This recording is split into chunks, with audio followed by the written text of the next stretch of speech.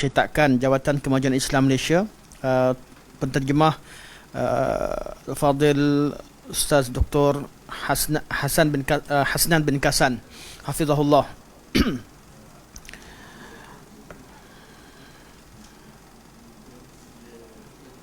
Buku dah tercabut, tak nampak tulisan. Okey, muka surat 122 berkaitan dengan ta'rif iman.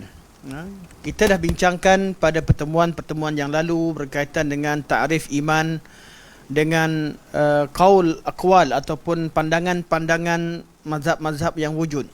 Pada hari ini Syekh bawa kita kepada satu lagi cara ulama Ahli Sunnah wal Jamaah menta'rifkan iman. Kalau kita jumpa ta'rif iman bahawa iman i'tiqadu bil qalb, i'tiqadu bil qalb atau i'tiqadu bil janan, wal iqraru bil lisan, wal amalu bil arkan, yang ni kita mudah jelas. Maksudnya i'tiqad di hati, ikrar di lisan dan beramal dengan anggota. Ini ta'rif iman Ahli Sunnah wal Jamaah, ini jelas. Cuma kadang-kadang kita temukan dalam qaul Ahli Sunnah wal Jamaah, terutama qaul salafus salih, qaul al-Imam Bukhari rahimahullah. Imam Bukhari kata laqitu akthar min alfi ulama'il ummah, atau dengan lafaz min laqitu, aku bertemu lebih daripada 1000 orang ulama. Laqitu akthar min, lebih daripada 1000 orang, akthar min alfi ulama bil amsar, aku jumpa lebih daripada 1000 orang ulama-ulama di negara-negara Islam. Kata Imam Bukhari, fama ra'aitu ahadan yakhtarifu fi anna al-iman, dan aku tak pernah temukan perbezaan pandangan dari kalangan mereka bahawa iman artinya qaulun wa amalun, yazid wa yanqus. Qaulun wa amalun, iman adalah qaul dan amal, bertambah dan berkurang. Jadi perbincangan kita hari ini pada ta'rif satu lagi, iman qaulun wa amalun. Tak disebutkan i'tiqadu bil janan, iqraru bil lisan, tak disebutkan amal bil arkan, cuma sebut qaulun wa amalun. Dua perkataan saja untuk ta'rif iman. Al-imanu qaulun wa amalun. Kemudian ditambah dengan yazid wa yanqus. Kata Imam Ahmad tambah yazid wa yanqus. Yazidu bit ta'ah wa yanqus bil ma'siyah. Itu bukan ta'rif tapi sebahagian daripada masalah-masalah berkaitan dengan iman. Jadi apa maksud qaulun wa amalun? Apa maksud qaulun wa amalun? Dan kita tahu bahawa semua ulama yang mentarifkan qaulun wa amalun, mereka mentarifkannya untuk menentang ataupun untuk sebagai counter pandangan Murji'ah. Jadi apa maksud mereka? Di sini kata Syekh, mereka juga berkata, iaitu ulama sunnah berkata, di sini ada usul lain. Kata-kata ada dua jenis. Ini kerana terjemahan, tulis dulu ta'rifnya. Al-imanu qaulun wa amalun. Terpaksa buat nota di situ, al-imanu qaulun wa amalun.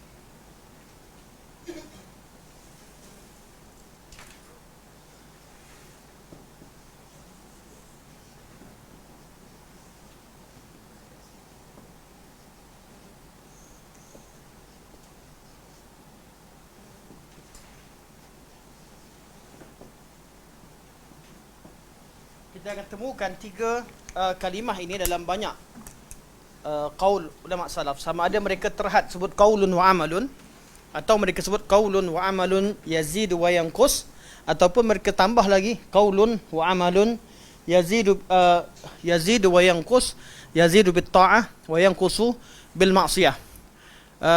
Al-Imam Al-Humaidi, guru pada Imam Bukhari rahimahullah dalam kitab As-Sunnah, beliau letakkan qaulun wa amalun yazid wa yanqus, dan beliau tambah lagi wala amalun illa binniyah.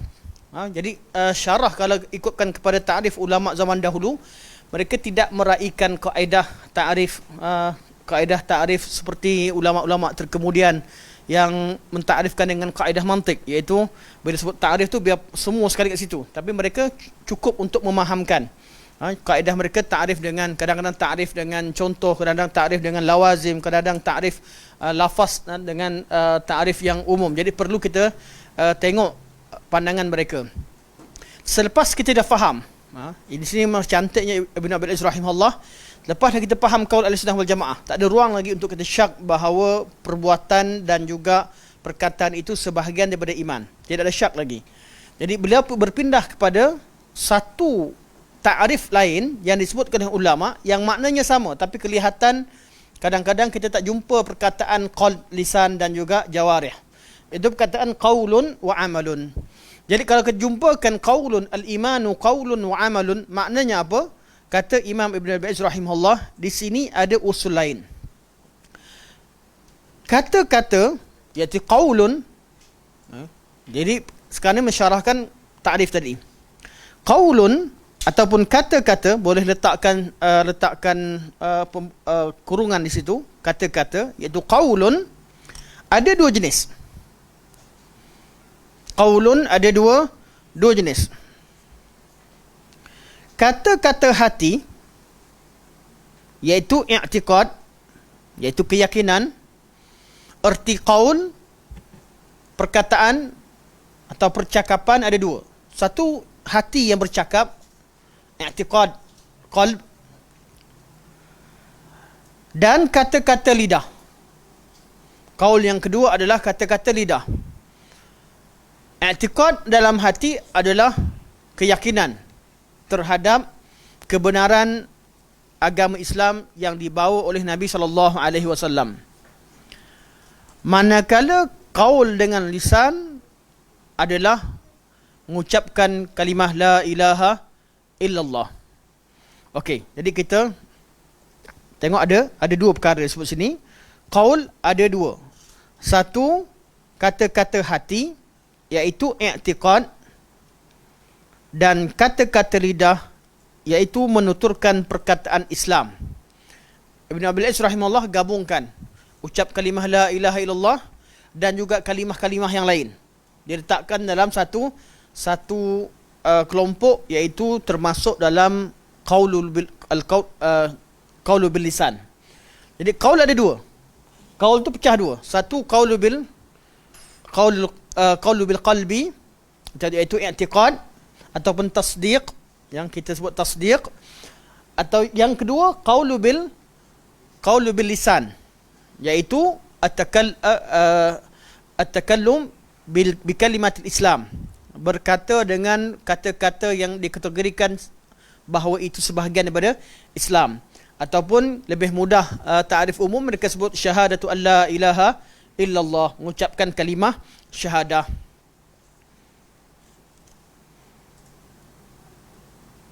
Amalan ada dua jenis. Amalan juga kita letakkan kurungan ataupun letakkan dua tanda pembuka, apa istilah kurungan lah, pembuka dan penutup tu apa?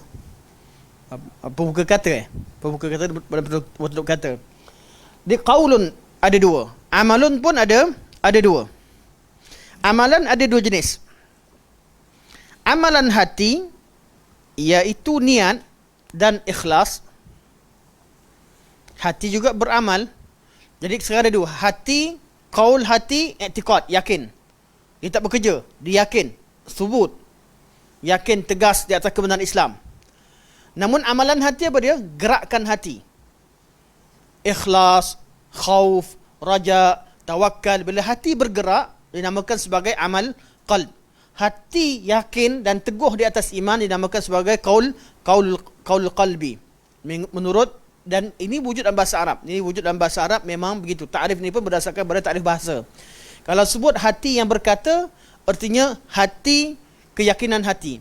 Kalau kata hati yang bekerja ialah hati yang ikhlas, hati yang tawakal, hati yang takut, hati yang mengharap, hati yang menyerahkan diri kepada Allah Subhanahu Wa Taala dan sebagainya. Bila hati itu bergerak dinamakan sebagai amalul qalb. Okey. Amalan ada dua jenis. Amalan hati iaitu niat dan ikhlas. Itu pertama. Dan yang kedua amalan anggota, solat, zakat, puasa dan amalan-amalan yang lain. Okey, jadi kita jumpa ada 4. Qaul ada 2. Qaul hati dan juga qaul lisan. Amalan ada 2, amalan hati dan amalan hati dan amalan anggota. Amalan anggota. Sebahagian daripada ulama tambah satu lagi. Tambah satu lagi bahawa amalan itu terbahagi kepada 3. Satu amalan hati, yang kedua amalan lisan, yang ketiga amalan anggota. Lisan dipisahkan daripada amalan anggota. Diletakkan dengan kategori yang tersendiri. Semuanya sama. Dipanggil sebagai mawaridul iman. Dalam istilah dipanggil mawaridul iman. Iaitu iman itu tak lari daripada perkara tersebut. Mawaridul iman. Istilah ni istilah yang tidak terkenal, tapi kalau mawaridul iman,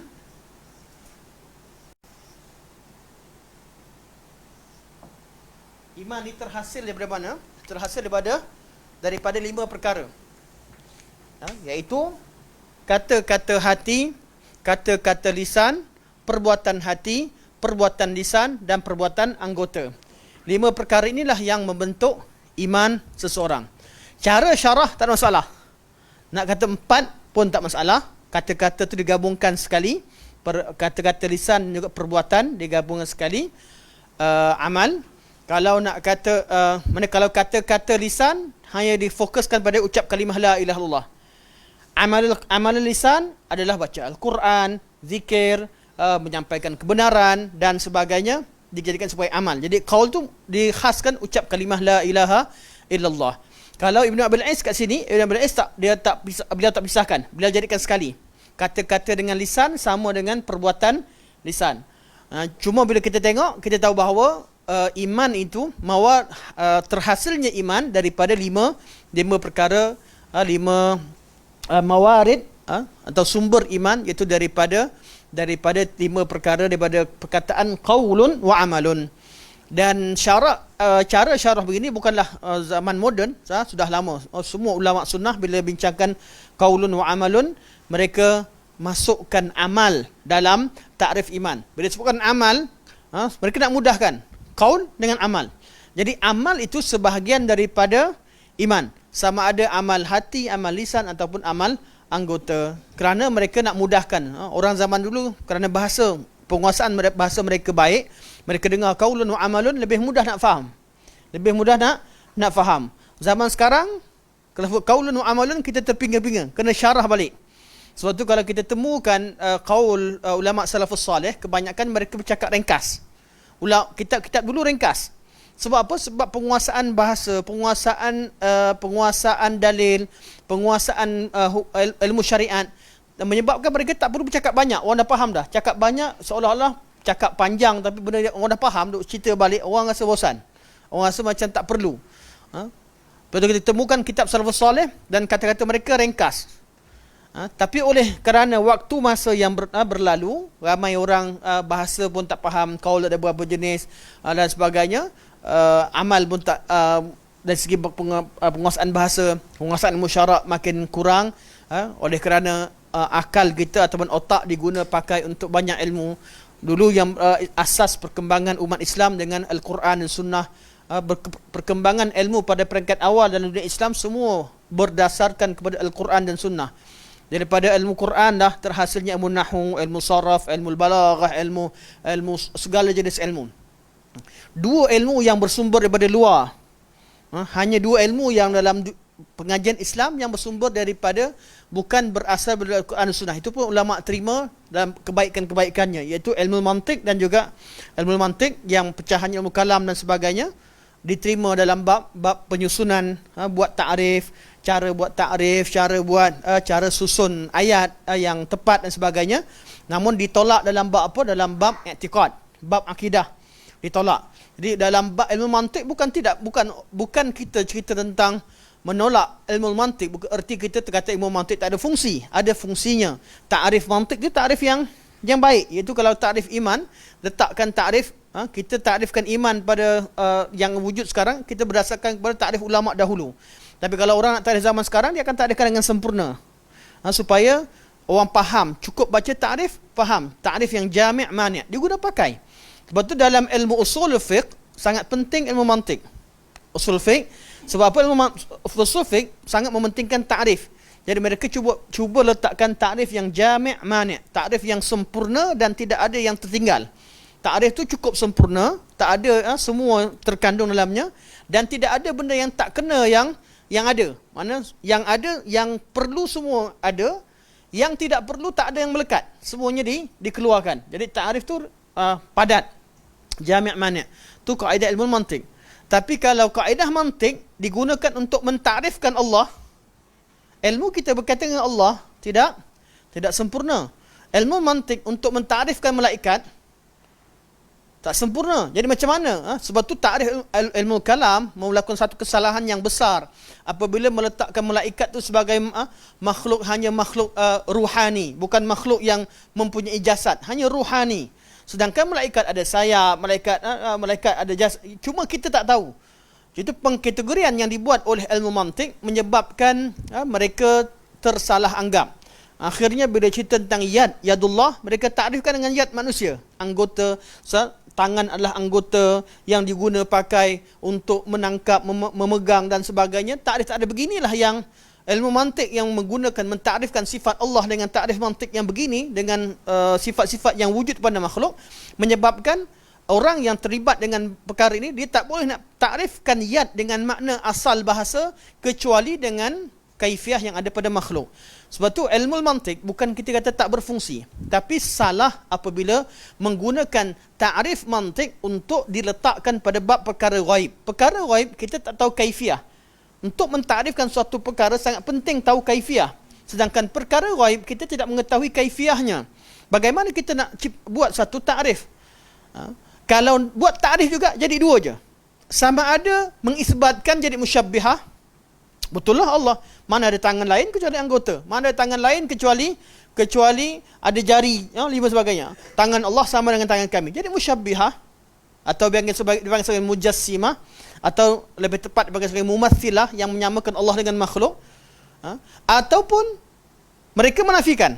Dia dah buat takrif sendiri, tangan mesti begini, Allah tidak bertangan, last sekali. Akhir sekali dia jadi yang satu musyabbihah, yang kedua jadi mu'attilah. Dia tak takrif, kemudian dia tak diterima takrif yang dibuat sendiri. Dia sebut tangan, ditakrifkan tangan, kemudian kata mustahil Allah bersifat tangan begini. Pergi lagi kepada istiwa, ditakrif istiwa dengan takrifan dia, bukan takrifan bahasa. Salaf dulu takrif bahasa. Istawa artinya ala, wartafa'a, wastaqarra, wasa'uda. Jelas maknanya dari segi bahasa. Tapi bagi golongan ahli mantik, di istiwa dia mesti nak samakan. Istiwa artinya duduk di atas aras, melenjor kaki sebagainya. Lepas tu dia tuduh orang yang kata isbatkan sifat, melenjor kaki, duduk saya tak tahulah perkataan yang mereka sebutkan. Duduk berapa saya tak tahu. Tapi kalau yang mengisbatkan, ilmu mantik merosakkan dalam bab ini. Dia dah takrifkan begitu, yang mengisbatkan jadi musyabbihah, yang tak terima Allah tu sama dengan makhluk jadi mu'attilah. Ahli sunnah wal jamaah menjadikan tiap-tiap sifat itu tidak dapat difahami makna kecuali diketahui mausufnya. Kalau kata tangan manusia, diketahui sifat tangan manusia. Tangan kucing diketahui kerana tangan kucing. Kaki tangan kerajaan diketahui. Kataan kerajaan itu memaknakan kaki tangan atau kaki tangan. Apa lagi? Suatu perkataan itu dimaknakan berdasarkan kepada mausufnya, disifatkan kepada siapa. Kalau kata tangan Allah, Allah kita tak tahu zat, maka kita serahkan makna, kita serahkan kaifiahnya kepada Allah. Kita kekalkan makna asal kerana Allah menurunkan tiap-tiap ayat itu mengandungi makna. Bukan Allah turunkan Quran tanpa makna. Allah turunkan Quran dalam bahasa Arab yang jelas, Quranan Arabiyan, Quran bahasa Arab. Ghaira dhi iwaj. Allah tak buat salah. Allah tak tersalah perkataan. Maka oleh kerana Allah kata ghaira dhi iwaj, tak ada yang salah, tak perlu kepada takwil. Hanya perlu betulkan cara untuk memahami ayat. Tak perlu takrifkan dengan takrif yang salah kemudian mustahil begini. Kita pula yang tolak.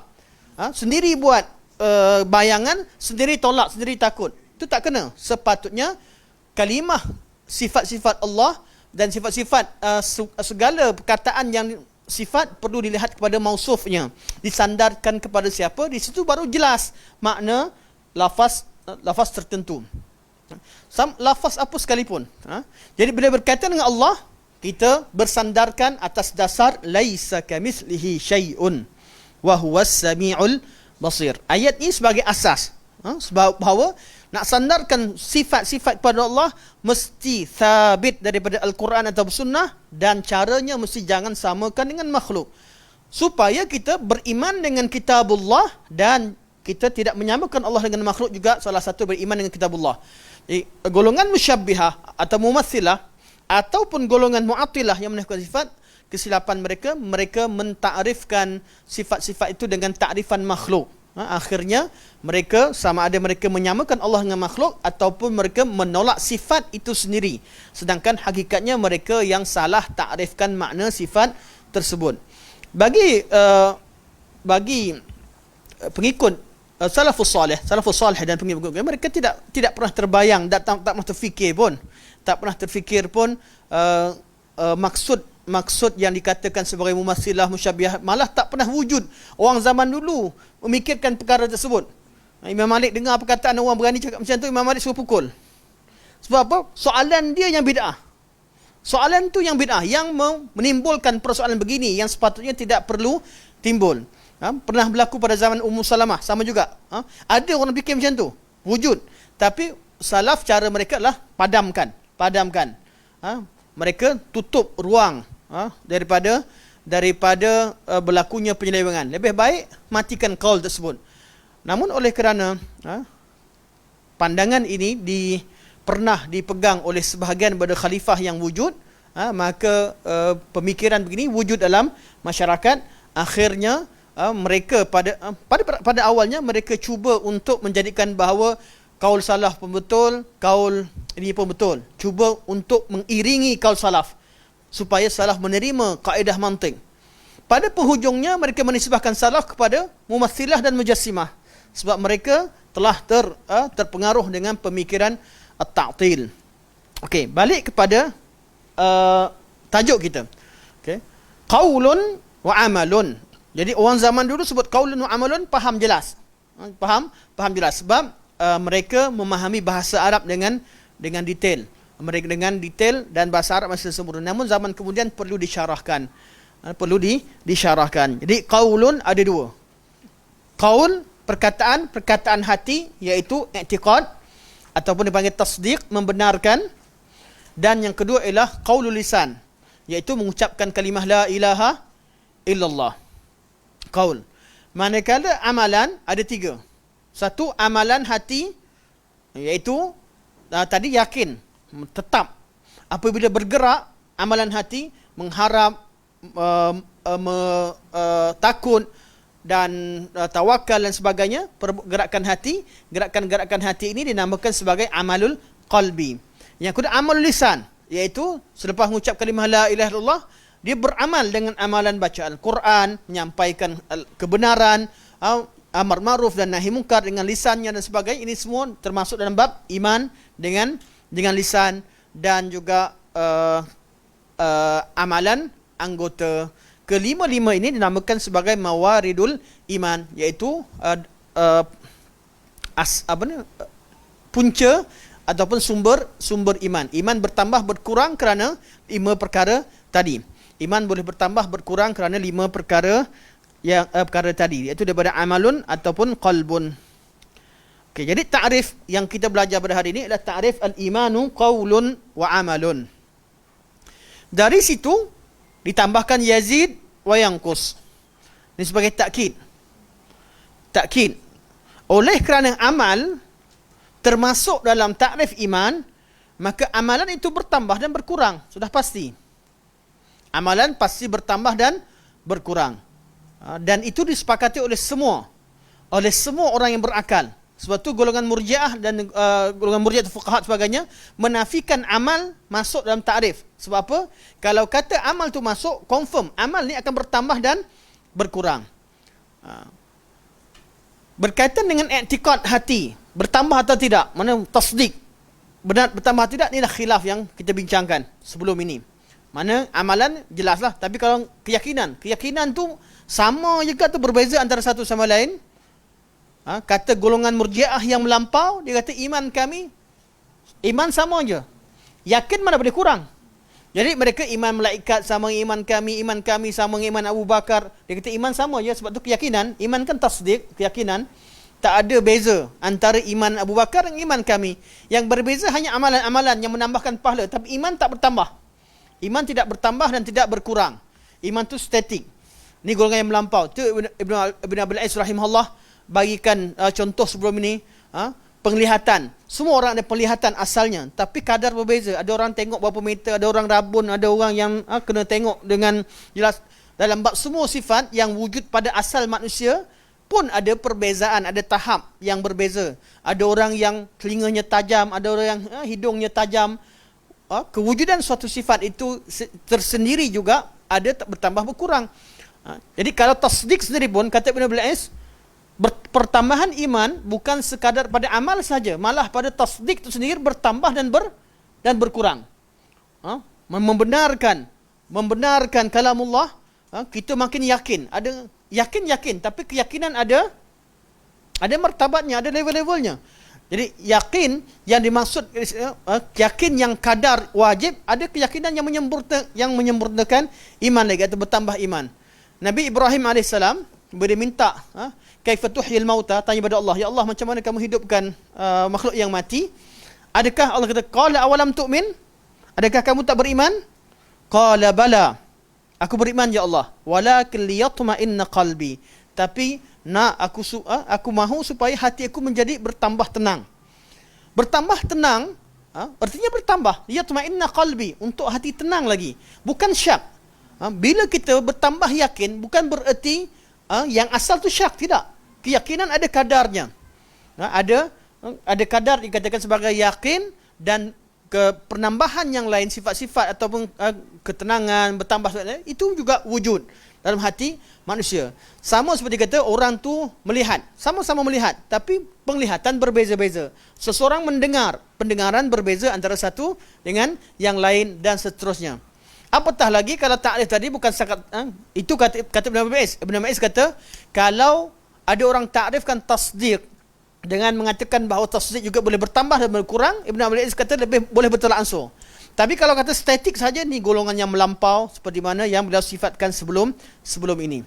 Okey, jadi mawardul iman, punca bertambah dan berkurangnya iman, asas iman itu ada lima mawarid, daripada 5 perkara yang berasal dari kalimah qaulun wa amalun. Okey. Apabila tidak ada tasdik, okey, sekarang ni kita pecahkan, kita tulislah untuk mudah.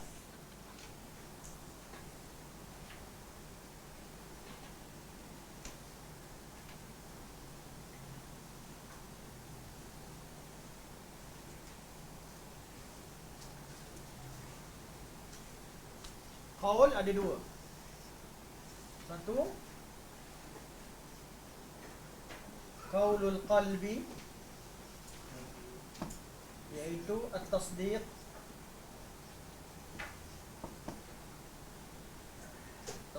atau al-i'tiqad.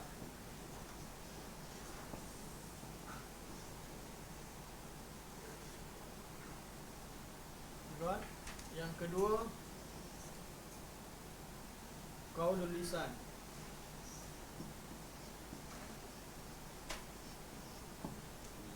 iaitu asy-syahadatan.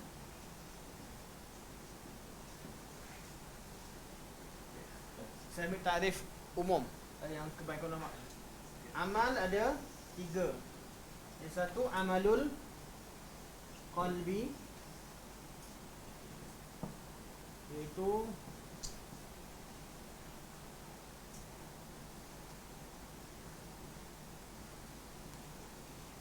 contohnya ar-raja wal khauf wa ghairihima. Contoh dalam. Yang kedua amalul lisan, contohnya zikrullah wa ghairi dan lain-lain. Dan yang ketiga adalah amalul jawarih, itu al-amalus salihah secara umum. Al-amalus salihat. Tahu? Okey. Al-amalus salihah. Lebih bahasa lebih tepat al-amalus salihah. Baik. Terima.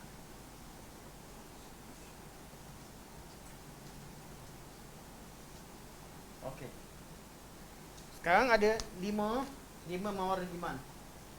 1, 2,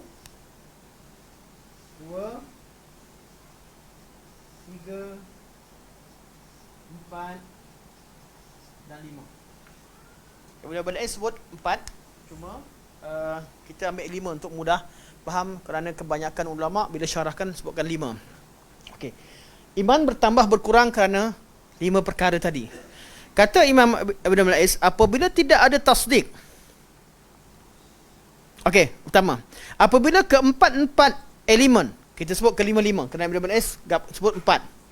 Apabila keempat-empat elemen yang mana tadi? Okey, apabila keempat-empat elemen ini tidak wujud, maka hilanglah iman sepenuhnya. Ini ijma' lah.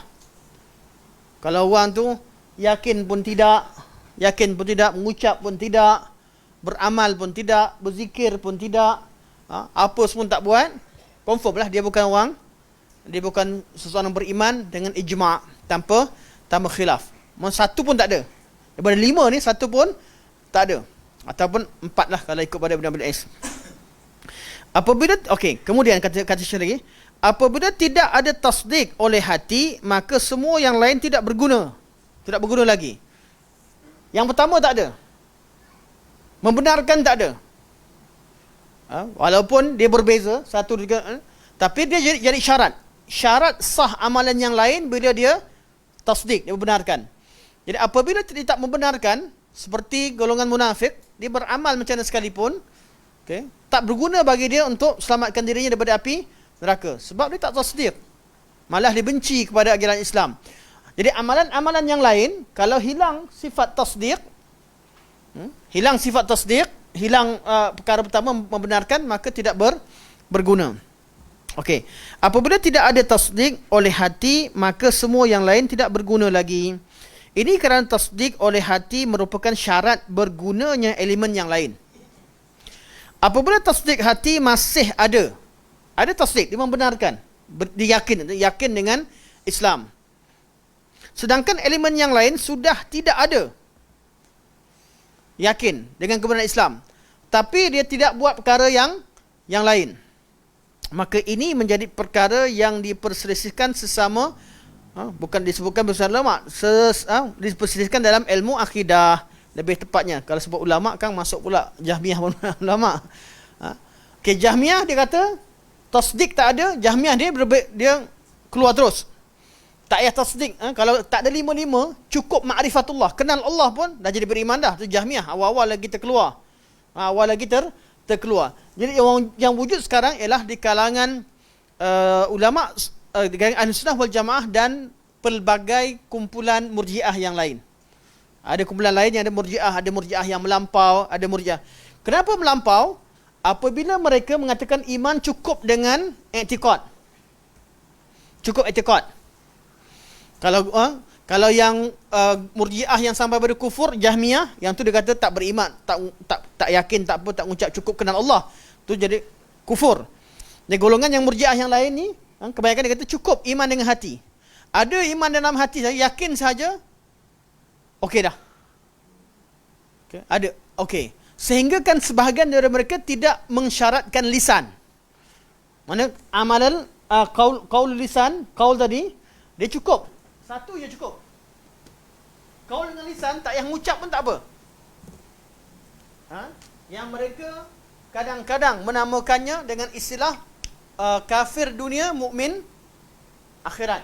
Sebab apa dia dah beriman, tak adanya yakin dengan benda Islam, walaupun tak mengucap kat dunia ni dia amal seperti orang kafir, tapi hari akhirat oleh kerana dia beriman dengan Allah, dia yakin, maka dia jadi akhirat jadi sebagai orang yang beriman. Cuma istilah tu mukmin kat dunia, kafir dunia, mukmin akhirat bukan satu takrif. Dan bukan satu kumpulan yang pakai. Bukan satu kumpulan.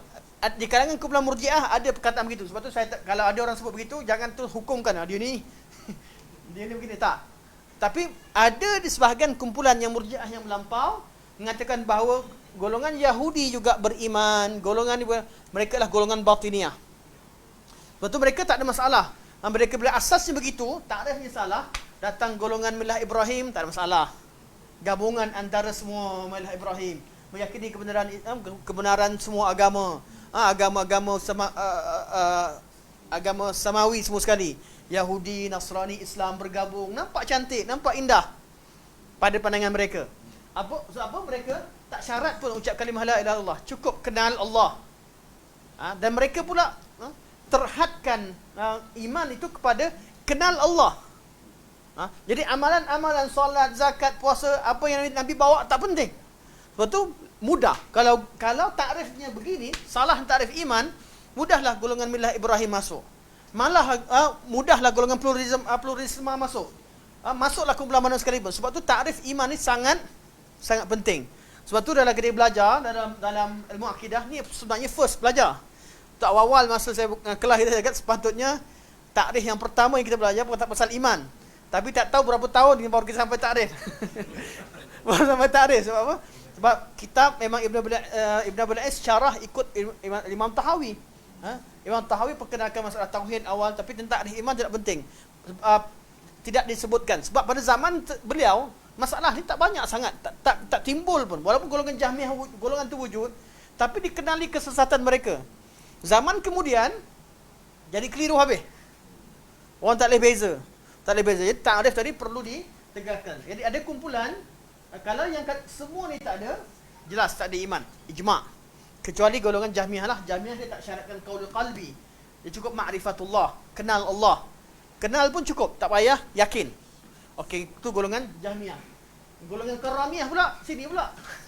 Ni kita tahu dah, Karamiyah kata cukup syahadat, ucap kalimah syahadah, yang lain tak ada pun tak apa. Itu golongan Karamiyah yang kita belajar sebelum ni.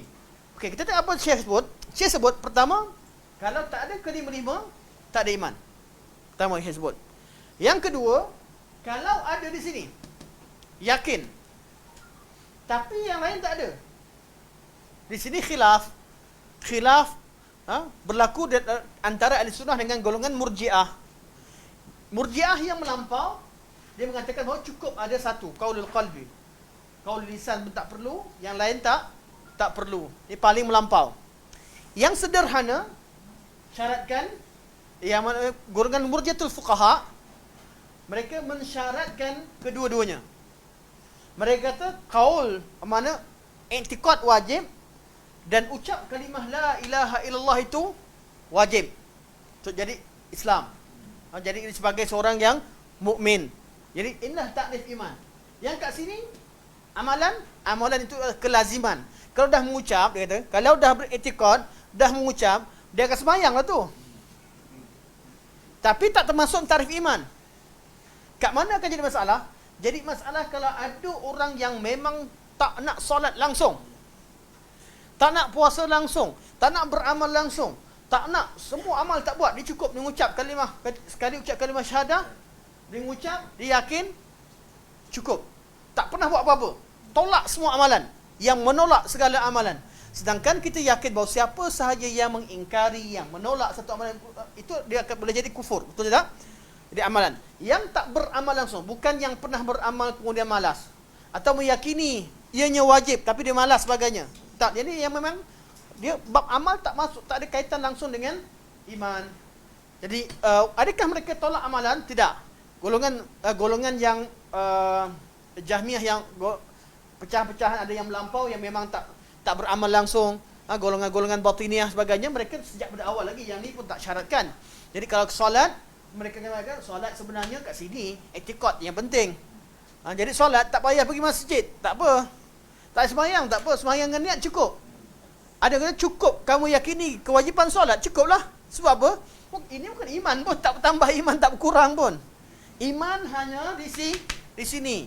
Sebab tu solat dengan niat, puasa dengan niat, makan dengan niat. Bab makan tahu pula makan. Bab yang lain, bab agama dia hilang logik dia, tapi bab dunia dia logik. Dia boleh gunakan ke logik dia. Ni golongan Murji'ah. Jadi golongan Murji'ah ada yang di sini berlaku khilaf. Ada yang syaratkan bila kata ada etikad saja, yang lain apa disyaratkan, itu khilaf antara golongan Murji'ah. Hatta golongan Murji'ah fuqaha, sebahagian daripada mereka syaratkan qaul bil qalbi, ucap kalimah dengan lisan, dan mereka mengatakan bahawa ini adalah syarat tambahan. Mana tambahan? Masalah ni dia akan antara masalah yang paling, kalau kita masuk cerita lebih detail, kita sampai tak boleh nak kategorikan. Tapi untuk mudahnya beginilah cara yang mudah untuk kita faham secara overall. Tengok pandangan-pandangan berkaitan dengan takrif iman. Jadi Ibn Abdul Aziz rahimahullah, bijak beliau kat sini dalam takrifkan. Beliau fahamkan kita dulu takrif iman secara yang umum, al-i'tiqadu bil janan, al-qaulu bil lisan, dan amal bil arkan. Kita dah belajar habis semua sekali. Baru beliau bawakan takrif yang lebih ringkas.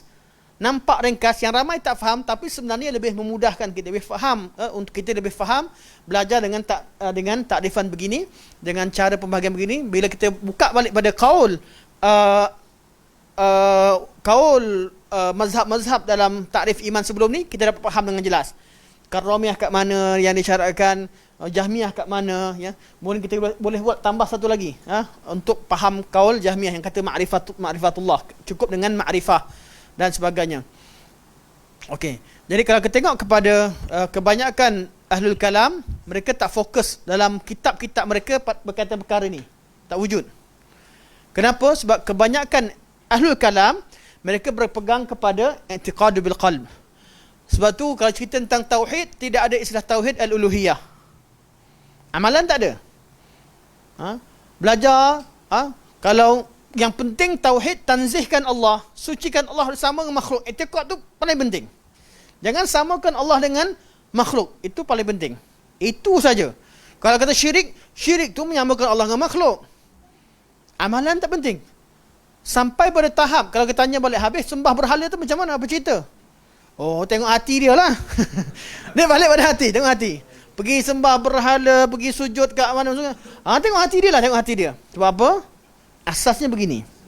Sebab tu kalau nak tengok kaul siapa yang kaul Ahlussunnah, perlu rujuk kepada semua kitab salafus salih.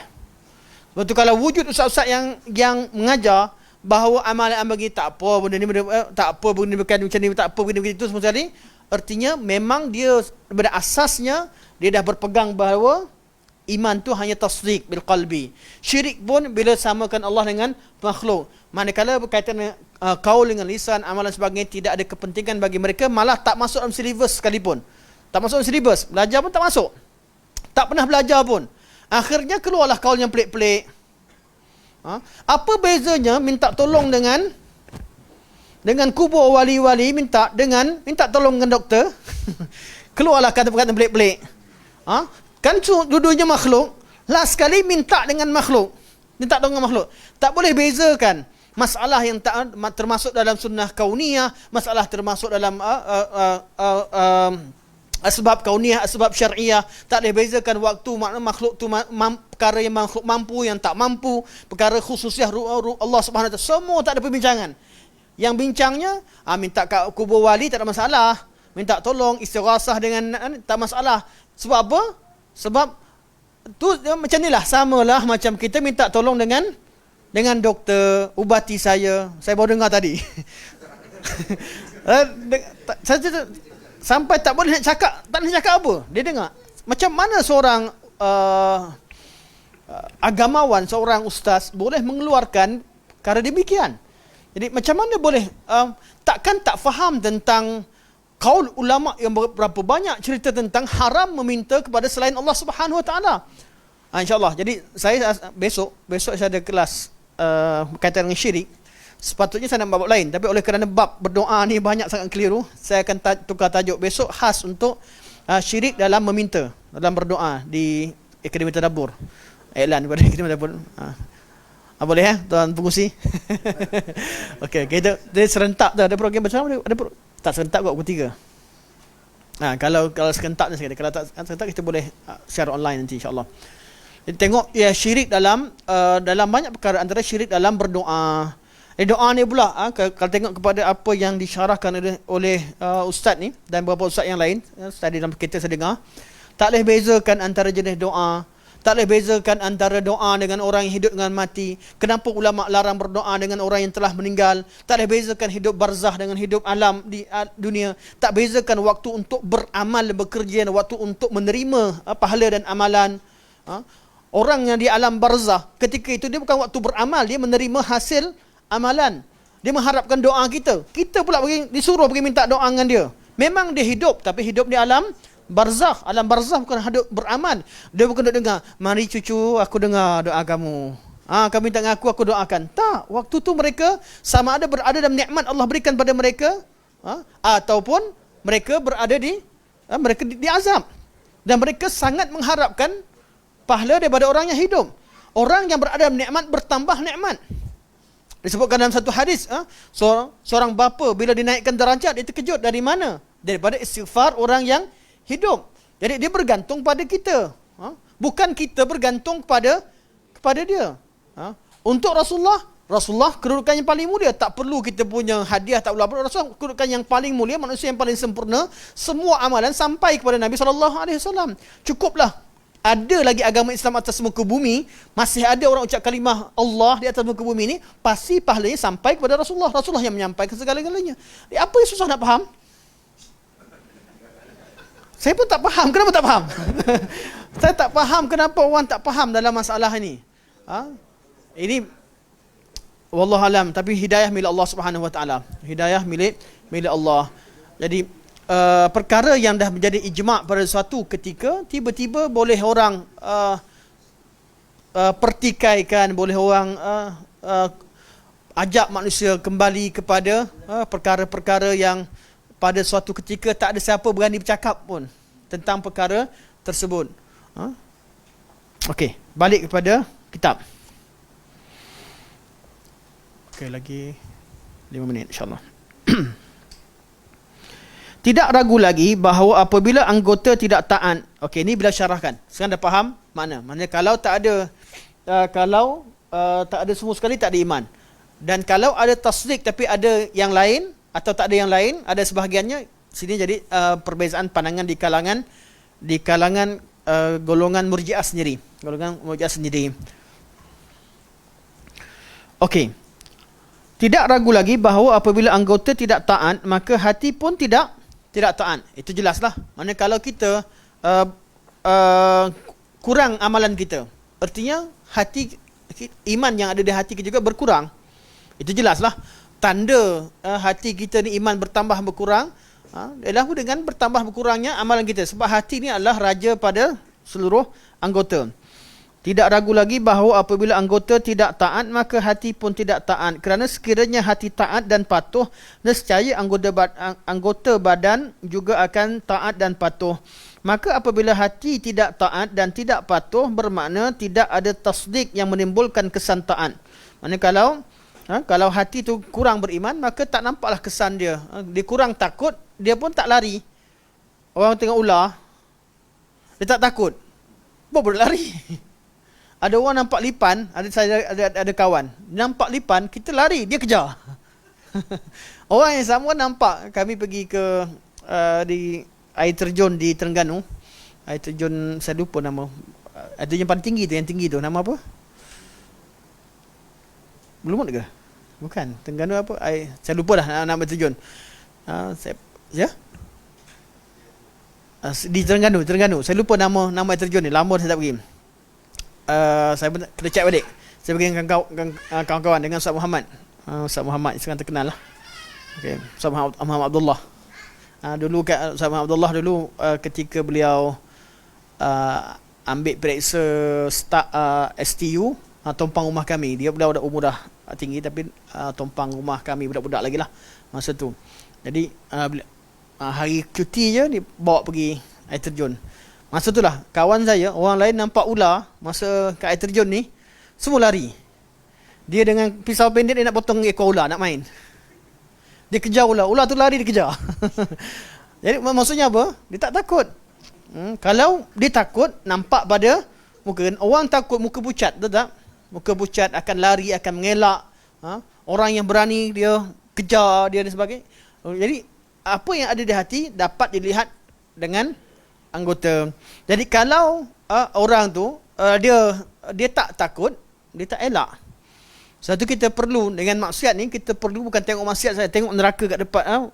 Maksiat tu membawa kepada neraka, bawa keburukan Allah. Bila hadir perasaan tersebut, kita akan takut maksiat. Sebab kita tambahkan amal ibadat, zikir sebagainya, tiba-tiba kita buat maksiat, hilangkan kita punya kebaikan-kebaikan. Maksudnya dengan menambahkan benda buruk akan makin berat lah. Kita kan nak tengok pada timbangan.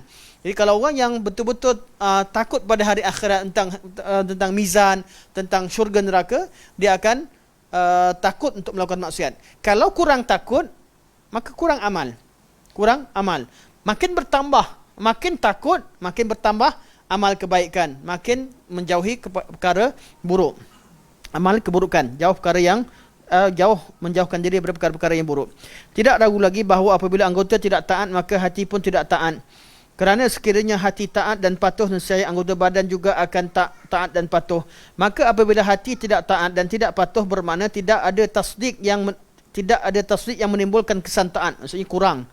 Sabda baginda SAW, sesungguhnya dalam jasad ada segumpal daging. Apabila dia baik, maka baiklah seluruh jasad, dan apabila dia rosak, maka rosaklah semua badan. Ketahuilah itu adalah hati. Ala anna fil jasadi mudghah, idza saluhat saluhal jasadu kulluh, wa idza fasadal jasadu kulluh, ala wahiyal qalb. Itu adalah hati. Orang yang hatinya baik, maka sudah pasti jasadnya baik. Berlainan dengan sebaliknya. Sebab tu Nabi dengan konteks ini, Nabi ketika sebut al-imanu at-taqwa hahuna, bukan menafikan amal, tapi menunjukkan bahawa asas kepada segala 5 yang lain adalah berasal daripada hati.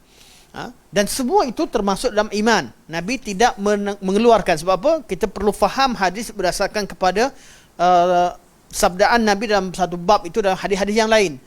Jadi taqwa hahuna, taqwa di sini menunjukkan bahawa asas kepada segala amalan dan perbuatan dan juga perkataan bermula daripada hati. Hati makin takut dengan Allah, makin banyak dia zikrullah, makin banyak dia beramal ibadah kepada Allah Subhanahu wa taala. Manakala tidak ada sebahagian menyebabkan tidak ada keseluruhannya. Ini bab satu lagi. Ini hujah golongan Hanafiyah, murji'ah fuqaha. Mereka kata kalau nak katakan iman termasuk semua sekali, artinya iman ada 5 elemen tadi. Ada 5 elemen. Tak boleh kita kata tak ada iman begitu. Jadi kata mereka, tiba-tiba ada orang tak buat amal soleh, dia tak sembahyang. Ada tak sembahyang, ada khilaf di kalangan ulama salafus soleh. Kita ambil contoh, dia tak puasa. Kata golongan murji'ah, kami tak masukkan amal dalam ta'rif iman. Sebab kalau hilang, kalau orang tu tak beramal, kata habislah, dia jadi orang kafir lah. Sebab apa? Bagi mereka iman tu cuma satu. Iman hanya satu, tak bertambah, tak berkurang. Dia ada kaitan sebelumnya. Jadi kalau iman, amalan termasuk dalam iman, hilang satu juzuk, berarti hilang keseluruhannya. Lepas tu Syekh jawab, Syekh kata manakala tidak ada sebahagian menyebabkan tidak ada keseluruhannya, mana yang didakwa begitu, sekiranya yang dimaksudkan dengannya ialah satu institusi masyarakat. Ini satu terjemahan yang salah ni. Salah terjemahan. Kita ambil bahasa Arab ya, insya-Allah.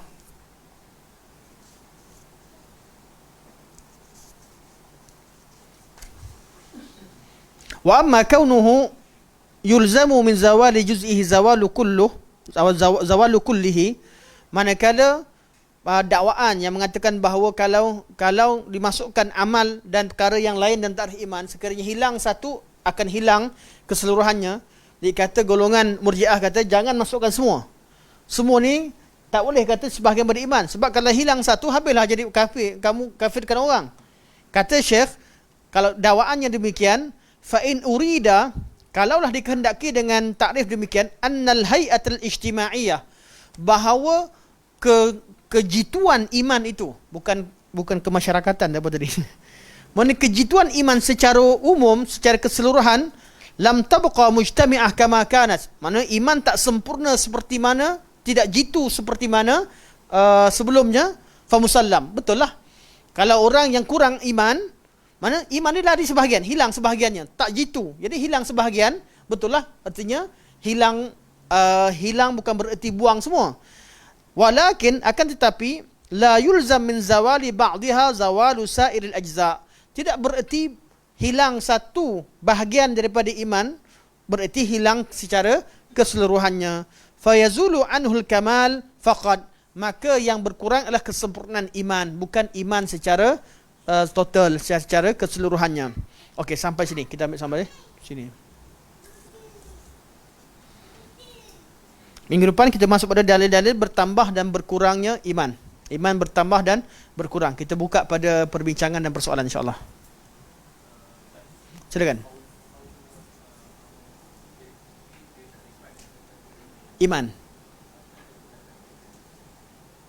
Macam mana? Tarifan ulama. Qaulun wa amalun adalah kata-kata Imam Ahmad. Kata-kata Al-Imam Humaidi. Abdullah Al-Humaidi, guru pada Imam Bukhari. Kata-kata Imam Bukhari. Juga kata-kata Sufyan Uyainah dan ramai ulama mutaqaddimin, mereka ta'rifkan iman dengan qaulun wa amalun. Mereka sebutkan amalun, qaulun amalun untuk membantah golongan Jahmiyah, untuk membantah golongan Murji'ah yang mengeluarkan amal daripada iman. Jadi perkataan begini bila jadi isu, orang tak tengok dah pada cerita umum dalil mana. Orang tengok iman tu etikad je ke ataupun melibatkan hati-hati dan melibatkan hati dan juga anggota. Qaulun wa amalun. Kebanyakan takrif yang tak sempurna ni, yang kita nampak macam separuh-separuh ni, yang ni sebab mereka jawab soalan dan ataupun menjawab isu. Bila isu timbul, mereka pun highlightkan pada bab tersebut. Contoh Imam Ahmad. Imam Ahmad bila sebut kadang-kadang bahawa ada perkataan selalu kita jumpa pada Imam Ahmad, al-imanu bila yang benar ada perkataan bila makna, tidak ada makna. Selalu kita jumpa pada Imam Ahmad.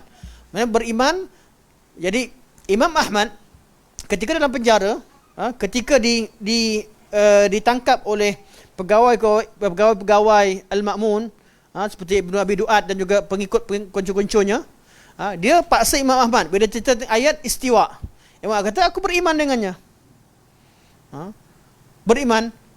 Dan juga ayat sifat, saya tak ingat secara dah lama saya tak detail, tapi ayat sifat ditanyakan pada Imam Ahmad. Jadi mereka tanya, apa maknanya? Dia nak Imam Ahmad takwilkan atau takyinkan makna. Imam kata bila makna, tanpa tafsiran seperti mana yang kamu inginkan. Kataan bila makna, kalau ayat bila makna, kalau tengok kepada cerita riwayat itu datang, jelas-jelas 100% Imam Ahmad tak nak takwil. Tak nak takwil dan tak nak terima tekanan yang di soalan. Kalau kita tengok kisah ni dalam anak Imam Ahmad ada ceritakan. Juga anak Imam Ahmad sendiri ceritakan tentang kisah bapanya. Hatta kitab Imam Ahmad diriwayatkan dinisbahkan kepada Imam Ahmad rahimahullah. Ceritakan kes bagaimana mereka memaksa Imam Ahmad untuk mentakwilkan ayat, untuk berikan makna. Imam kata, aku percaya, aku beriman dengan dia, aku serah pada Allah. Dia kata, makna dia apa? Bila makna. Untuk bantah kata-kata mereka. Tiba-tiba dia ambil orang zaman sekarang kata, salaf dahulu mereka cuma beriman dengan lafaz tanpa makna. Ambil bila makna. Itulah hadis yang diulang-ulang balik. Perkataan diulang-ulang balik disebabkan kepada Imam Ahmad. Sedangkan kalau kita tengok pada kaul salafus salih, contoh ayat istiwa. Perkataan istiwa. Istiwa yang bermaksud ala wartafa'a wasa'uda wastaqarra. Okay, siapa kata? Semua ijma'. Itu kaul salafus salih. Betul tak? Bukan takrif dalam kamus, tapi dikatakan oleh Mujahid, dikatakan oleh Imam Makhlad, dikatakan oleh, saya lupa nama-nama secara detail, ulama-ulama salafus salih. Jadi kalau sampai pada golongan yang tak nak terima ayat sifat, dia kata, oh ala wartafa, artinya Allah tinggi, kedudukan Allah maha tinggi. Okey, kita kata betul lah, kami terima. Bukan maksud Allah zat Allah tu tinggi, maksudnya kedudukan Allah yang maha tinggi. Okey, biarkan dulu bab ni. Kita pancing kepada bab yang lain. Salaf bagi makna, kita bagi makna. Pancing bab lain. Bab ni sekarang ni, sebab mereka terpaksa terima. Salaf kata ala wartafa'a, artinya Allah maha tinggi. Erti istawa. Sekarang kita pancing bab lain, bab sifat. Salaf bagi makna ke salaf tak bagi makna? Kalau salaf tak bagi makna, mana datang ala wartafa'a? Mana kita kena bijak sikit lah. Mana bincang bab lain, mantai bab lain. Kan? Kadang-kadang kita terlupa. Kita jumpa lagi beberapa makna dan sifat-sifat yang lain. Salaf bagi makna. Ketika bab mereka mentakrifkan bahawa salaf dahulu tidak memberikan makna, salaf hanya mentafwidkan makna dan kaifiah. Dengan pelbagai hujah dibawa. Tiba-tiba sampai bab ala wartaf'a, sampai bab makna-makna sifat, mereka bacakan kaul salaf dengan maknanya, tapi mukaddimah tadi kata salaf tak bagi makna. Sampai kat sini, oh bagi makna, tapi maknanya begini. Dia tukar lain pula. Jadi bab berkaitan dengan istiwa, okey, ada babnya, perbincangannya. Siapa yang ikuti Facebook saya pernah sekali tulis banyak hadis, malah berpuluh-puluh hadis. Kalau nak yang dengan lafaz isbatkan al-ulu dan al-istiwa, dan boleh dikatakan beribu hadis sekiranya dia berkaitan dengan isyarah. Isyaratkan seperti Allah menurunkan, Allah turun, Allah amalan diangkat, dinaik sebagainya. Kalau perkataan ala wartafa'a sekali pun ada banyak, dan semuanya wujud dalam kebanyakannya wujud dalam kitab Tauhid oleh Imam Bukhari rahimahullah, dalam Sahih Bukhari. Dan kita tak syak lagi siapa yang baca kitab Tauhid dengan benar, dengan tajuk-tajuk, dengan hadis-hadisnya, jelas Imam akidah Imam Bukhari rahimahullah. Sebab tu dengan sengaja ana bawakan kelas kita berkaitan dengan syarahkan hadis kitab Tauhid. Jadi artinya salaf dahulu mereka memberikan makna dan mereka mentafwidkan kaifiah. Sebab tu wujudnya istawa dengan takrifan ala wartafa'a. Kemudian mereka serahkan kaifiah kepada Allah Subhanahu wa taala. Jadi mereka mengisbatkan makna. Mereka mengisbatkan makna. Okey, cukup. Insya-Allah kita bincang soalan, kita akan bawa ke luar insya-Allah. Okey. InsyaAllah sampai sini. Tak ada soalan ya? InsyaAllah. Okey. Subhanakallah wa hamdika asyhadu an la ilaha illa anta astaghfiruka wa atubu ilaik. Wa sallallahu alaihi wasallam Muhammad wa ala alihi wa sahbihi wa baraka wa sallam. Walhamdulillahirabbil alamin. Wassalamualaikum warahmatullahi wabarakatuh.